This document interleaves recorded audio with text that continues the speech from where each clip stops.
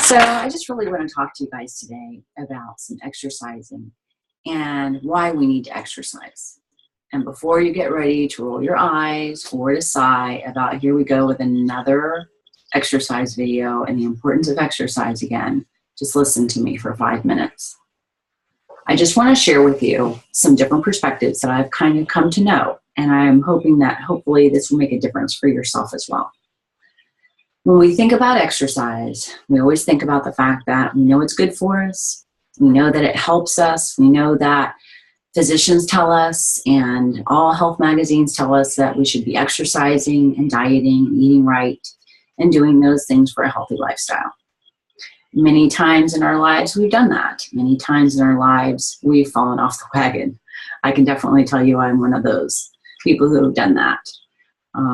As a hygienist, dental hygienist for 34 years, coming up on 35, and as a fitness instructor, both water and land fitness, I know the importance of exercise and I know the importance of activity. And I've always been motivated relatively simply at doing that, whether it's teaching a class or taking a class. But in the last couple of years, I've lost that motivation for a variety of reasons. And I'm getting a little bit older. I've lost my mom. Life has changed, and we all go through different seasons in life where this is what happens to us. And so it's not necessarily something that just really charges us up like it used to.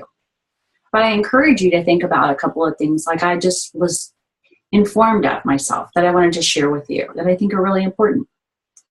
First of all, exercise, the word exercise doesn't have to be a cuss word.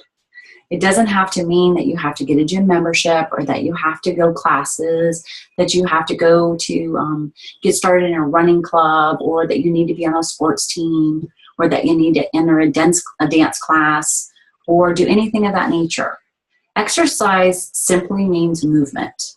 And there are so many varieties of ways, just as there are a variety of different people and tastes and interests for us to accomplish this goal.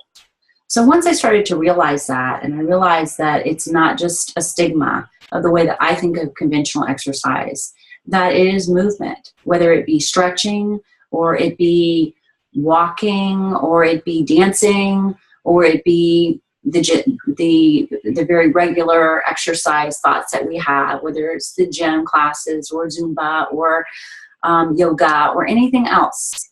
That there's just so many different varieties that we can make exercise work into our world and make it work for us. So the purpose of exercise is, again, to get that brain going, to get the energy and the cellular function moving, to get our blood flowing, to get our circulation increased, to get our mind power and our mind thought into a positive direction versus a negative direction. And instead of feeling like we need to punish our bodies or we need to compete against other people, that it's just not very realistic. It really isn't. Because typically when we compare ourselves, we look around a gym, if you've ever been to one, or into a dance class or anything of the like, and if you've ever been part of a team, you look around at your competition. You look at their frames, their sizes, their shapes, their condition levels, and you start to sometimes kind of measure up our worst with their best. And that's so unfair. That's so unfair to us because it's not about that. We don't live in those bodies. We live in our own body. So I'd encourage you to just embrace your body and be thankful for what it does for you. Be thankful for the fact that it carries you around, that it does multiple of jobs that we don't ever really ask it to do for us. And so we need to treat it with some sort of appreciation.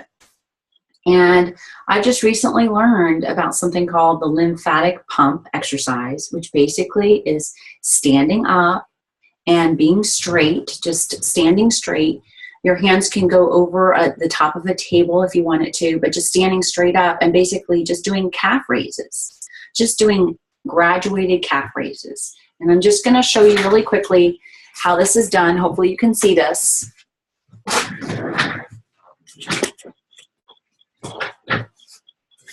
I'm standing with my chair, my hands at the back of the chair, and I'm basically just lifting straight up and down, just pumping straight up and down. My knees are slightly bent just to relax, but I'm pumping, pumping, pumping. And if you just continue to do that for a good 45 seconds, and then take a little mini break to breathe for maybe 10 to 15, and then start it again for another 45 seconds, and repeat those cycles, working up to 20 minutes can be equal to 1 hour of running. And that lymphatic pump gives you a charge of energy. It gives your body blood flow. It gives your body energy and oxygen. And that's what we need. We need it for our lungs. We need it for all of our organ functions.